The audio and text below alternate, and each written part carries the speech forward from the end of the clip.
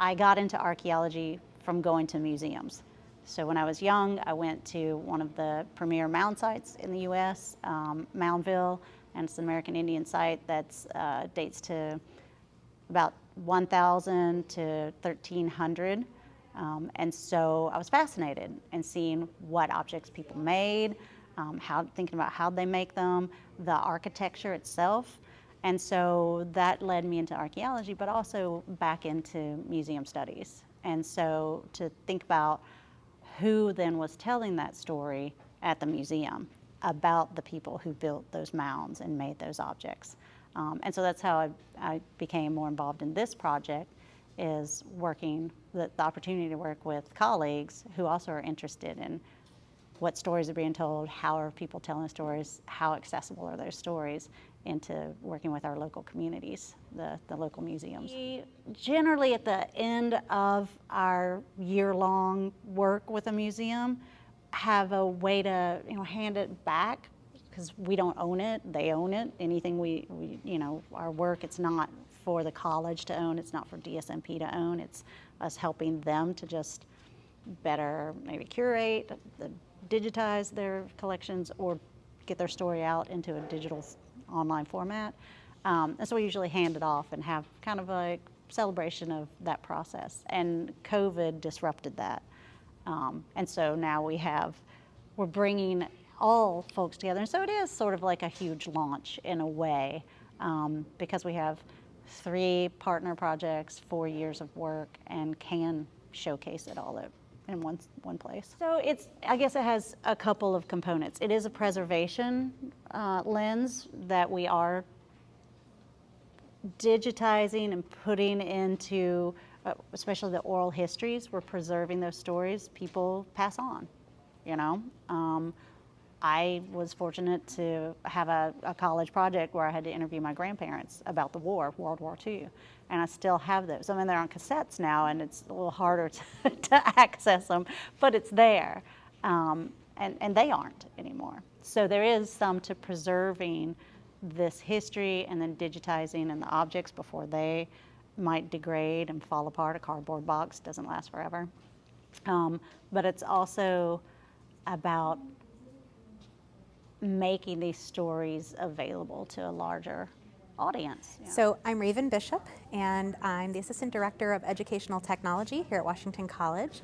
I also lead the virtual augmented reality digital imaging studio in the Miller Library. And my role on campus is to support teaching and learning with technology.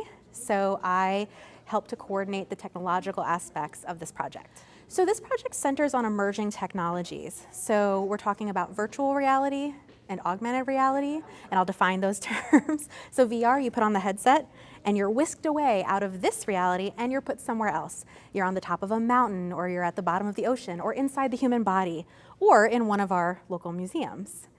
With augmented reality technology, you are very much still in this reality. It's just that now digital objects also occupy this space. So think Pokemon Go, right? You're here, but like there's a little creature here. Or in the instance of this project, there's an artifact from the Worton Point Schoolhouse here with you. Or later I can show you, you can actually walk up to the chalkboard digitally of the schoolhouse and see it as though it's right here in this room. So this project really seeks to leverage these emerging technologies in ways that make them accessible to our local museums. They seem like a very heavy lift and they seem super high tech, but they're actually much more accessible than we realize. And by using these technologies, we hope to preserve, interpret, share, and amplify the amazing history and culture that exists in our community, more broadly within our community and the world beyond. So it depends on where you're engaging with these objects. In this exhibit tonight, the way augmented reality is going to work is something that we're pretty familiar with in the 21st century. We're just using QR codes, like you see on these panels, and like the one behind me. You use just the camera on your phone or on an iPad, just like you would be taking a picture. And when you scan the QR code like you're taking a picture, a little link will pop up. And when you click that, you're going to see digital versions of these banners, except they're going to have clickable buttons. And when you click those buttons, you're going to be able to hear the stories of the people who lived these histories told in their own voices. So you're going to hear the stories of people who attended the Worton Point Schoolhouse, telling you what it was like to go to school in that fantastic one-room schoolhouse. You're going to hear Waterman telling you about their day-to-day lives and how their connection with our local waters really influences their livelihoods and their lives and their culture.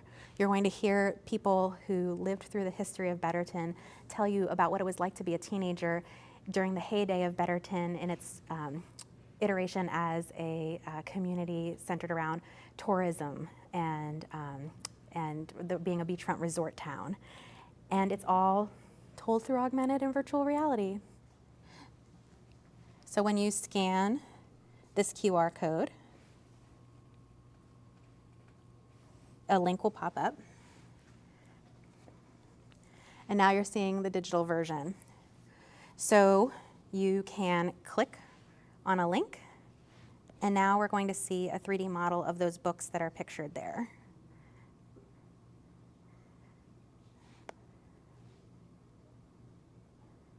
So we can interact with this object and see it from all sides.